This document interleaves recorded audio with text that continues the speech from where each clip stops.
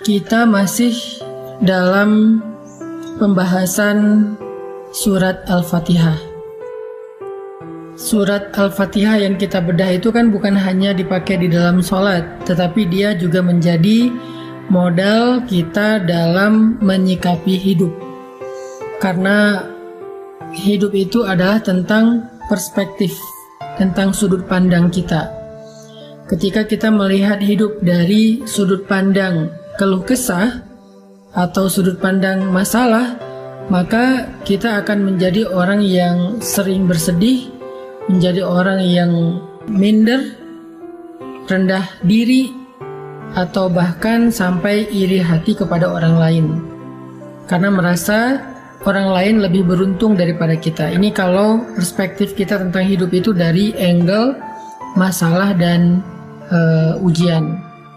Tapi kalau kita melihat hidup dari angle yang lain, yaitu angle iman, angle akidah, perspektif yakin dan tawakal kepada Allah, maka kita akan melihat bahwa hidup itu adalah kepasrahan kita, ridha, menerima, kemudian percaya dan berani berharap yang baik-baik. Makanya hidup itu diawali dari perspektif, dari sudut pandang apa yang kita ambil dalam melihat kehidupan kita. Dan sudut pandang itu salah satunya adalah dibangun dengan bacaan kita. Buku apa yang kita baca? Apa referensi kita? Apa yang kita dengar? Apa yang kita lihat? Apa yang kita pikirkan?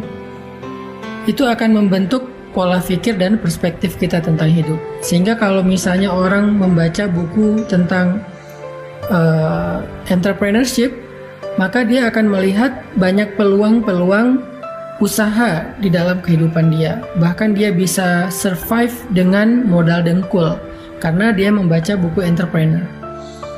Kalau dia melihat hidup itu dari buku sastra, dia banyak membaca buku-buku tentang novel atau sejarah, maka dia akan melihat hidup itu adalah adegan-adegan romantis, adegan-adegan drama, dan seterusnya.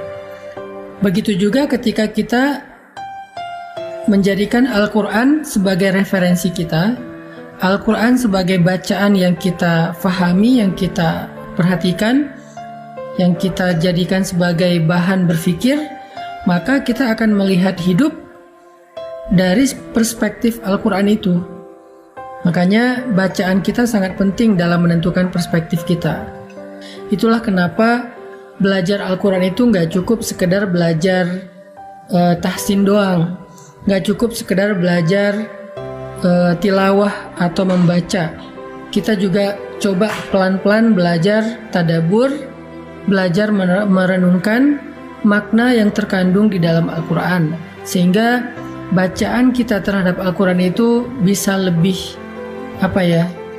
bisa lebih nempel dalam benak kita dan lebih nempel juga di hati kita untuk membangun motivasi hidup. Jadi udah jelas ya jawabannya.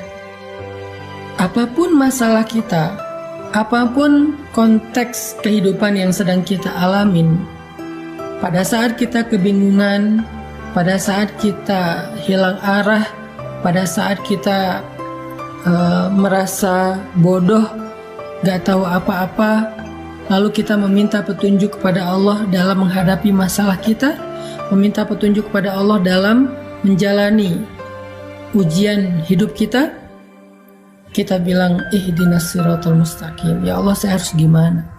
Beri saya petunjuk. Apa yang harus saya lakukan? Beri saya petunjuk. Allah jawab, dzalika. Itu petunjuk yang kamu minta. Apa itu ya Allah?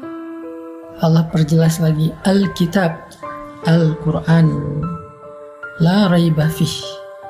Tidak ada keraguan, jangan pernah ragukan.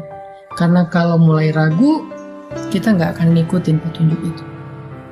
Hudan, Allah perjelas lagi, petunjuk lil muttaqin, bagi orang yang bertakwa, bagi orang yang taat, bagi orang yang pengen keluar dari masalah, bagi orang yang pengen dapat rezeki yang tidak terduga-duga, bagi orang yang pengen dimudahkan segala kesukarannya.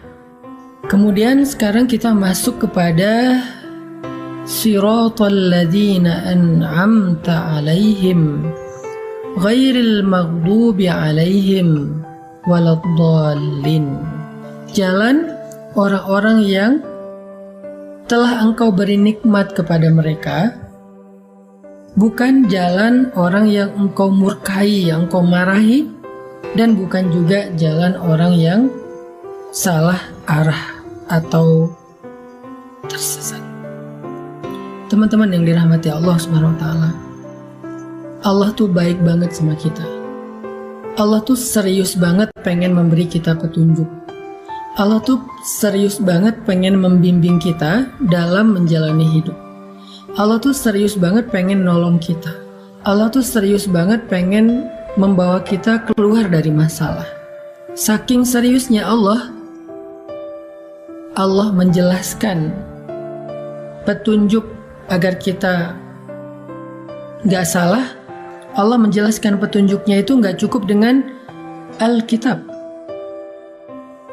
Al-Quran, tapi Allah perjelas lagi, selain Al-Quran, selain Alkitab, petunjuk itu bisa kita pelajari dari teladan orang-orang yang Allah ridhoi. Di sini pesannya, Allah pengen kita menjadikan Al-Quran sebagai petunjuk itu dengan cara mencontohi orang-orang sebelum kita. Jadi selain memang kita pakai ini sebagai kompas, kita pakai ini sebagai panduan, sebagai map, Allah juga bilang ada jejaknya loh, kamu tinggal ikuti aja jejak itu. Jejak siapa? Jejak alladzina an'amallahu alaihim, orang-orang yang Allah beri nikmat. Nikmat apa? Nikmat iman. Nikmat apa? Nikmat nubuwah kenabian. Nikmat apa? Nikmat risalah syariah. Nikmat apa? Nikmat Islam. Nikmat apa? Nikmat ibadah. Nikmat apa? Nikmat dakwah. Nikmat apa? Nikmat radhiyallahu anhum wa radu an. Nikmat mendapatkan ridho dari Allah Subhanahu wa taala. Dan yang terakhir nikmat apa? Nikmat dijamin masuk surga. Itulah orang-orang yang kita perlu ikuti jejaknya. Apapun yang kita sedang hadapi dalam hidup kita itu tuh pernah terjadi kepada orang sebelum kita. Sehingga tugas kita adalah kalau pengen dapat petunjuk, kalau pengen dapat contoh, kalau pengen dapat semacam model untuk kita tiru, kata Allah udah ada tuh. Siratal ladzina an'amta 'alaihim. Apa masalah kamu? Ya Allah, saya punya masalah dengan orang tua, belajar dari Ibrahim.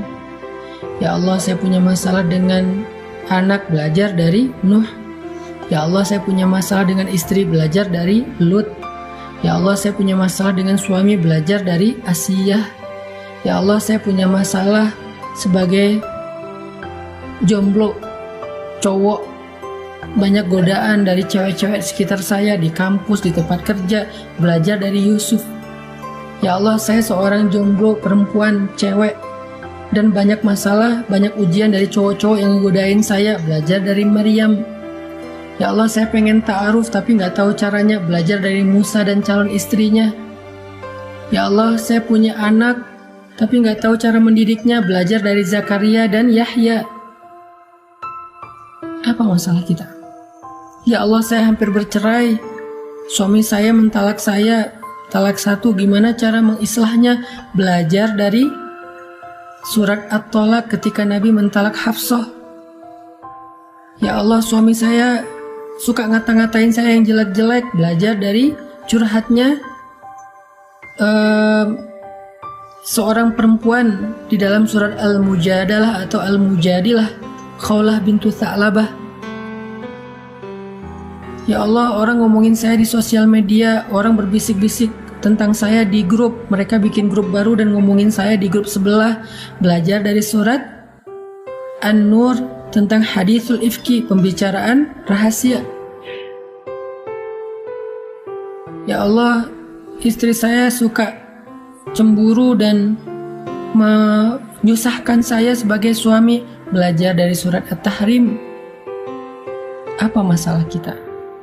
Di dalam ayat Siratal ladzina an'amta alaihim, Allah tuh pengen ngasih tahu ke kita, belajarlah sejarah. Karena gak ada yang baru di bawah langit, gak ada yang baru di bawah matahari, gak ada yang baru di atas tanah.